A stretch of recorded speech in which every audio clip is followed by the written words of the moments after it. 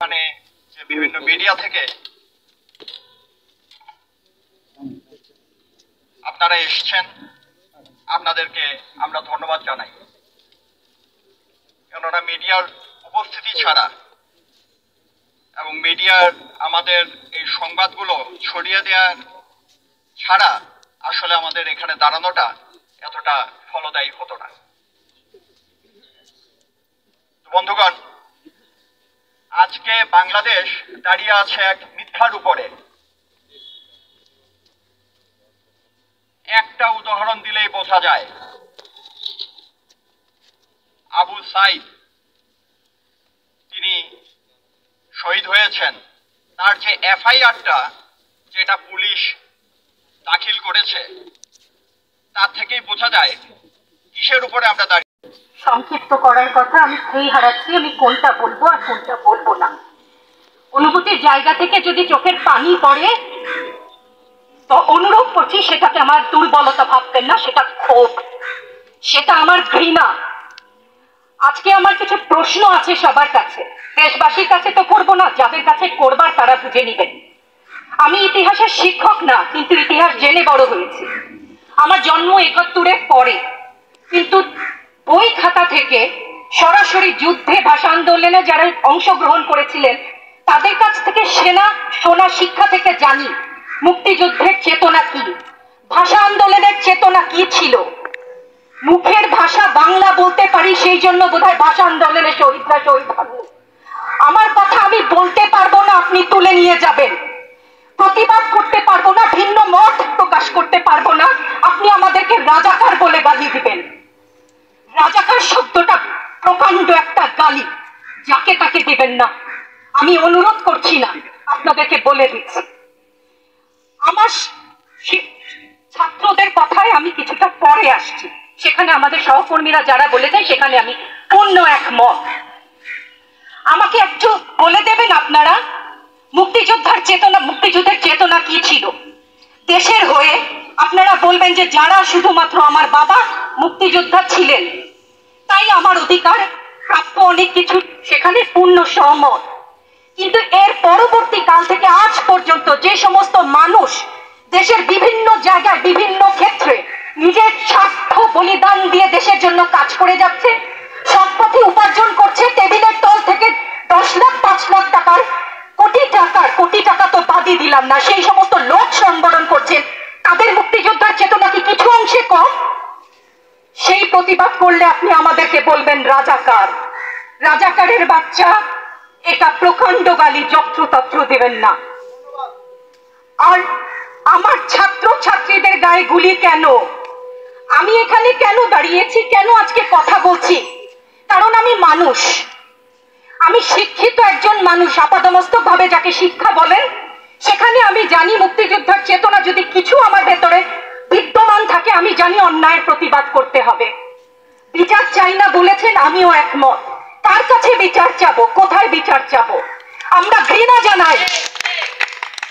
আমার ছাত্রদের গায়ে আমি সারা রাত ঘুমাতে পারি না, তাই এসছি যে আজকে যদি কিছু বলে যাই এক পলক ঘুমাতে পারি। যেই বাবা মার বুকটা খালি হয়ে গেছে, তাদের ঘরে কি চলে, কোথায় আছে তারা, কিভাবে আছে? আমার ছাত্রছাত্রী, আমাদের মেয়ে ছাত্রছাত্রীদের উপর যে লাঞ্ছনা হয়েছে, তার বিচার বিধাতা করবেন, তার বিচারের জন্য আমরা নেমেছি। আপনারা আমাদের মুখ বন্ধ করতে পারবেন না। মুক্তিযুদ্ধের চেতনা থেকে জানি আমরা জন্মেছি একবার, মরবো একবার। ভয় দেখাবেন না। ছাত্রছাত্রীদের উপর জুলুম বন্ধ না করলে পরিণতি ইতিহাস বলে দেয়, কারোর জন্য ভালো হয় না। ভালো থাকবেন সবাই।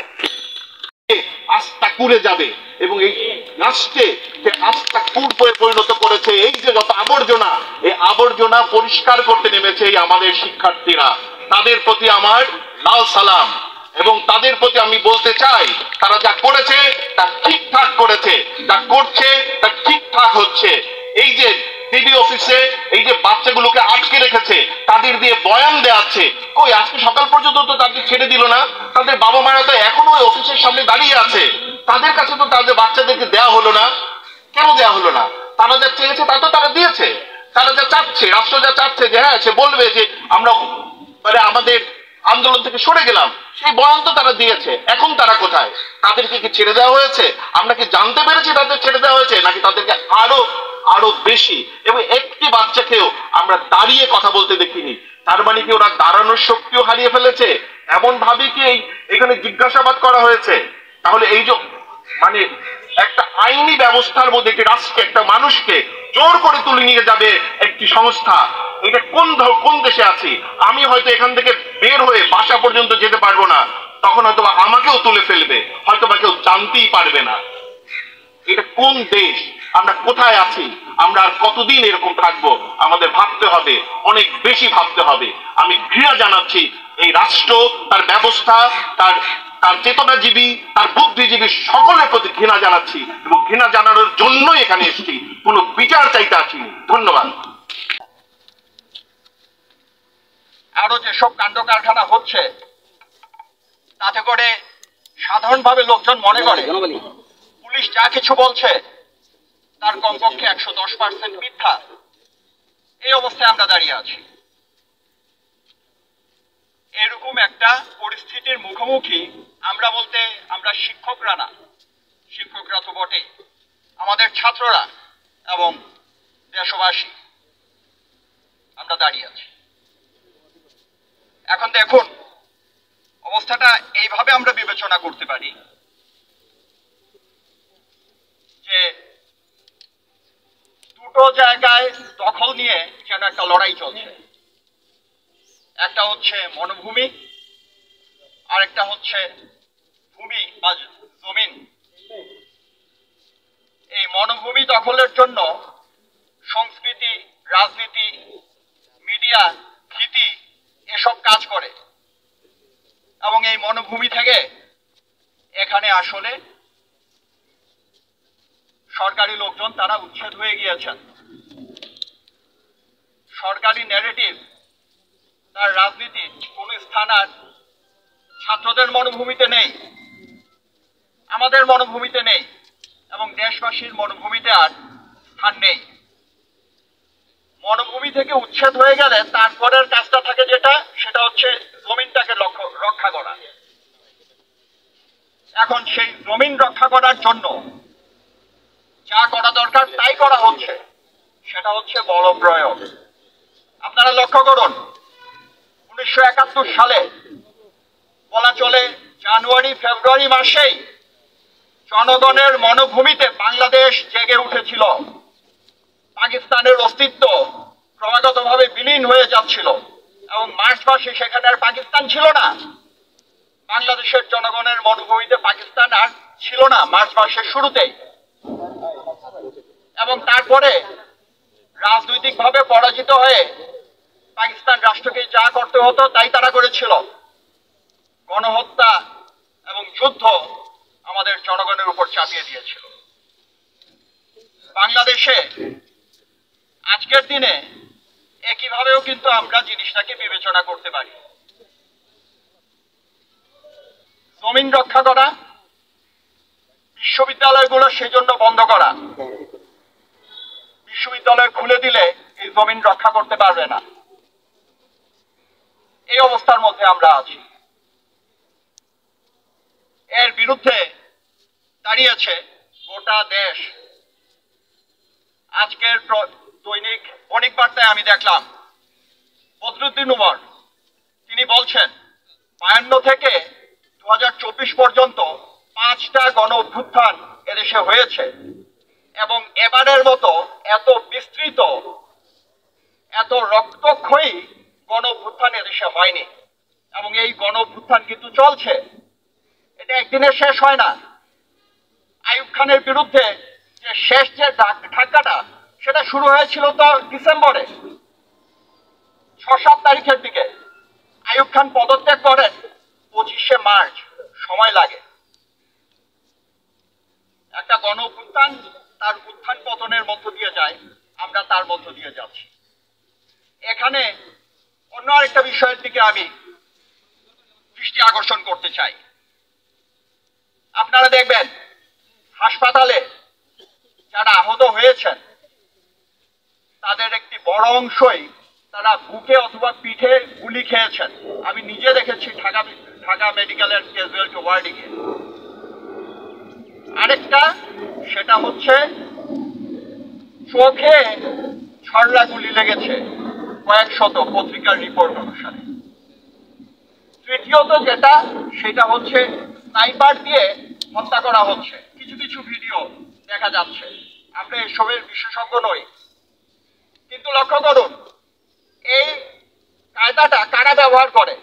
পশ্চিম তীরে দখলদার ইসরায়েলিদেরকে আমরা দেখেছি স্নাইপার তারা ব্যবহার করে সেখানকার ইন্তিফাদা গণঅভ্যুত্থানকে ঠেকানোর জন্য। আর অধিকৃত কাশ্মীরে আমরা দেখেছি ভারতীয় সেনাবাহিনী তারা এই অন্ধ করে দেওয়ার যে গুলি এটা কিন্তু তারা সেখানে করছে। শত শত উদাহরণ আছে সেখানে। তাহলে এই ধরনের ঘটনা এদেশে তো আমরা আগে দেখিনি কখনো, যে গণ আন্দোলনের স্নাইপার দিয়ে হামলা এবং চোখকে অন্ধ করে দেয়া। এটা কি ইসরায়েল এবং ভারত থেকে বাংলাদেশে আমদানি হলো? এসব প্রশ্ন তো আজকে এখন জনগণের ভেতর থেকে উত্থিত হচ্ছে, লোকে কথা বলছে এবং আমরাও সেটা শুনতে পাচ্ছি। আমি শেষ করব এই জায়গায় এসে 1969 সালে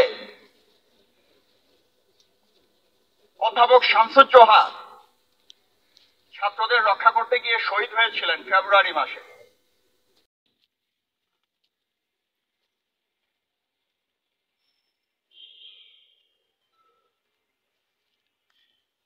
তারা খুব ভয় পাচ্ছে। আমি বললাম রাত 12:30টার সময় আমি কি করব আমি নিজেও বুঝতে পারছি না। তো তোমাদের দেখো যদি কোনো বিপদ হয় আমাকে জানিও। ভাগ্যক্রমে কোনো বিপদ হয় নাই, তারা বেঁচে গেছে। কিন্তু এরকম সৌভাগ্যবান কিন্তু সবাই না। কিন্তু এখন আমরা সবাই জানি, আপনারা সংবাদকর্মীরা আরো খুব ভালো করে জানেন কি ঘটছে, কি নারকীয় কাণ্ড ঘটে গেছে এবং ঘটছে। তো এরকম পরিস্থিতিতে একজন শিক্ষক যিনি সরাসরি তার ছাত্রদের সাথে সম্পর্কিত, তার মানসিক অবস্থাটা আপনারা একটু চিন্তা করেন। তো যার ফলে এখানে শুরুর দিকে আমি আপনাদের সংবাদকর্মীদের ঢালাও কোনো মন্তব্য করিনি। আমি জানি যে আমরা খুব ভালো করে জানি গত 10-12 বছর 16 বছর ধরে দেখছি কিছু টিভি চ্যানেল এবং দু একটা টিভি চ্যানেল একেবারে আমরা কঠোরভাবে জানি যে তারা এই স্বৈরাচারী রেজিমের সহযোগী হিসেবে কাজ করছে। তাদের প্রতি আমাদের এই ক্ষোভটা আর কিছুই না। আমরা জানি যে সেটা আপনাদের মালিক পক্ষের সিদ্ধান্ত। আপনারা যারা কষ্ট করে সংবাদ সংগ্রহ করছেন তাদের প্রতি আমাদের ক্ষোভ দেখানোর আসলে কোনো কারণ নেই, এবং সেই জন্য আপনারা কষ্ট পেয়ে থাকলে আমি দুঃখিত। এতটুকু